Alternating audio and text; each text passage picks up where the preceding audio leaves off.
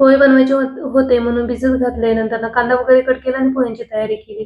रांगोळी काढून घेतली. नंतर डेकोरेशनचं कामही अर्धवट होतं. आधी गॅस ओटा क्लीन करून घेतला. आमटीची तयारी केली आणि नंतर ही सुपारीची की फ्रेम करून आणली होती ती रांगोळी ठेवून घेतली. नंतर पापड तळून घेतले. पापड, भजी, कुरडई असं काहीसा स्वयंपाक होता. म्हणजे पुरणाचा स्वयंपाक होता. तर तो भजी आणि कुरडईशिवाय अपूर्णच असतो. तर तेही करून घेतलं. आमटी वगैरे बनवायची होती. त्याची तयारी मला करायची होती. आणि पुरण वगैरे ऑलरेडी माझं बनवून झालेलंच होतं.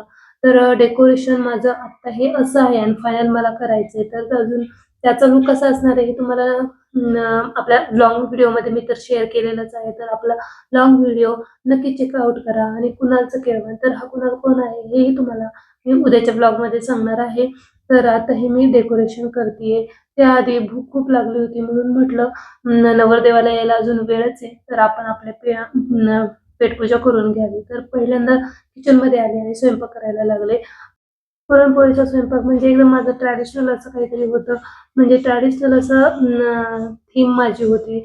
जसं की मी डेकोरेशनही थोडंसं ट्रॅडिशनल पद्धतीतच केलेलं होतं. तर म्हटलं चला आपण साडी वेअर करावं म्हणून मी आज ही साडी वेअर केली. तसं माझ्याकडे ह्या साडीवरचा ब्लाउज होता म्हणून मी दुसऱ्या साडीवरचा हा स्लीवलेस ब्लाउज घातलाय. थोडासा ट्रॅडिशनल लूक करण्याचा प्रयत्न केला होता. तुम्हाला काय वाटतंय नक्की सांगा जमला की नाही? तर अशा प्रकारे म्हटलं पटापट पुरणपोळी वगैरे बनवून घ्यावी आणि नंतर पहिले जेवण करून घ्यावं कारण की त्याची वाट पाहण्यात काही अर्थच नव्हता. तर अशा पद्धतीने आमच्या इकडं तर पुरणपोळीचा हा उंडा केला जातो. तुमच्या भागात तुम्ही कसं करता किंवा काय तर तेही मला कमेंटमध्ये सांगा.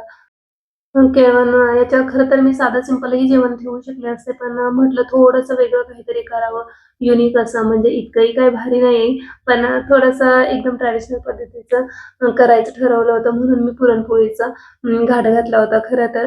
नाहीतर हे तर बोलत होते साधं पनीरची भाजी, चपाती, खीर वगैरे असं काहीतरी कर, पण मी शेवटी पुरणपोळी